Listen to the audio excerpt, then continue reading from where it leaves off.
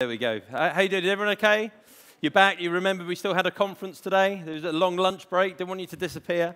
Right, so I've been confined to 5 minutes, which is tight for me. If anyone knows me, I like talking, but I've got to talk to you for 5 minutes. So I just wanted to give you a brief update. If anyone was at EFMC last year, we had in Sofia, I talked to you a little bit about the workplace opportunity. I just want to give you the very quickest of updates on that, but I also want to leave you with a kind of idea, one that I stumbled across just recently.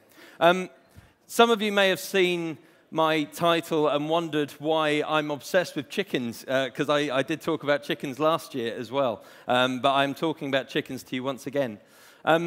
I've got a long commute. I drive about 70 miles a day each way to the office. That's so 100 kilometers or something like that. So I listen to podcasts all the time. I'm addicted to podcasts. And one podcast is by this chap, Seth Godin, who's a marketing guru. And he was talking about the evolution of ideas. And he used the idea of the chicken and the egg to kind of talk about how ideas evolve and change. And it got me thinking about what we're going through as a profession. So if you've ever been at a dinner party, or if you've ever been at work and someone has said something like, well, we're in a chicken and egg situation here, essentially talking about causality, but what came first, the chicken or the egg? So I'm going to give you a gift today. I'm going to tell you the answer to that question. I'm sure some people have a view, some people give up because, frankly, it's not that important. But what came first, the chicken or the egg? Well, the answer is the egg. The egg came first. Shall I tell you why the egg came first, though? Because the first chicken came out of a chicken egg. But the first chicken egg was not laid by a chicken. It was laid by the red jungle fowl. That's the red jungle fowl up there, you see.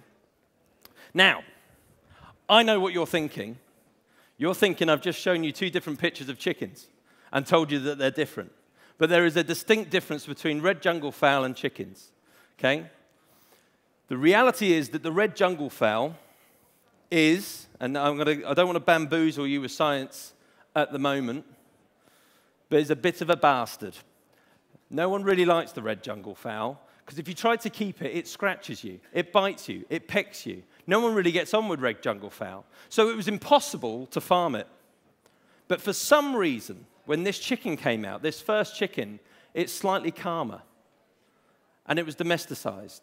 And there's a reason now why there's no red jungle fowl, really. They're kind of isolated to the north tip of India, and we don't know how many they are. But there's 50 billion chickens in the world. Now, you might want to make an argument they're not particularly happy. I don't think they're having a particularly great life, right? But there's such a subtle difference in something that looks so similar, right, that is take them on a completely different trajectory. And I'll tell you why I thought that was important. Because last year, I was talking to you about a different trajectory.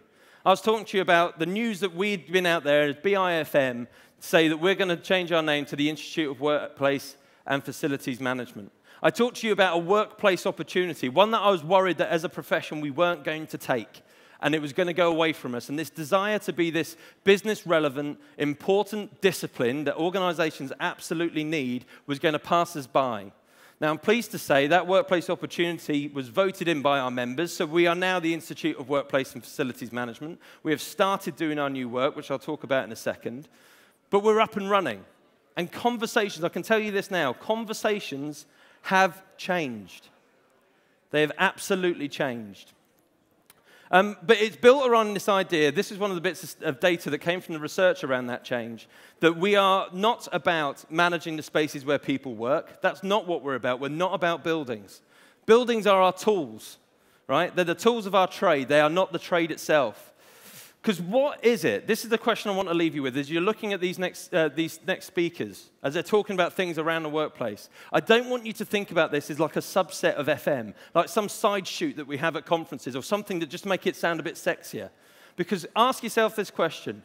What is it that organizations want? Do they want effective buildings, or do they want effective people? Okay? I'm a marketer by trade. There's an old marketing saying, when people buy a drill, they don't want a drill, they want a hole in the wall. They don't want the drill, so stop talking to people about the bloody drill, okay? We need to start talking about our hole in the wall. What is it? It's high-performance people. That's what we're about. And that's what it looks like. This is the Venn diagram we use to articulate that, okay? It takes it away from this people, place, process and talks about the functional bits of a business.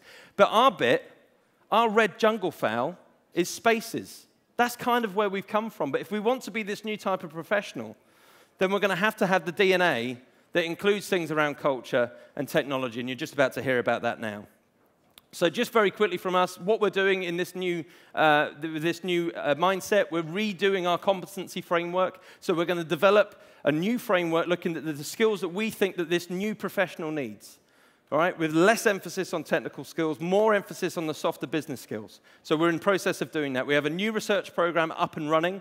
And I can tell you now, the types of partners that want, the corporate partners that want to work with us are completely different to what we've done before. And that's because they're interested in the workplace. Okay, it's changed overnight. And that's what's coming with those new partnerships. So I'm around for the next couple of days. If you want to talk to me about some of that stuff, then I'll be here. But the one thing I left you with this idea, FM needs to break out of this negative cycle, this cycle that we're constantly bemoaning about no one knowing what we're doing. So listen to these next talks. Take it in. Don't just see workplace as some sort of nice thing that breaks up an FM conference. It's our reason for being. It's our purpose. And it's that sort of stuff that you can go back and make some real change with your organization. Now, my job was to keep all the speakers to time, and I've run over. So I've got off to an awful start. But remember, next time you're at a dinner party, you know the answer to that question. So first speaker, without any further ado, so we're going to listen to some talks about workplace. Our first thing is going to look at the role of personality profiles on activity-based working. So I'd like you to welcome to the stage Ilse Tunders, who's the project manager at the D&B firm in the Netherlands, Tetris. Over to you.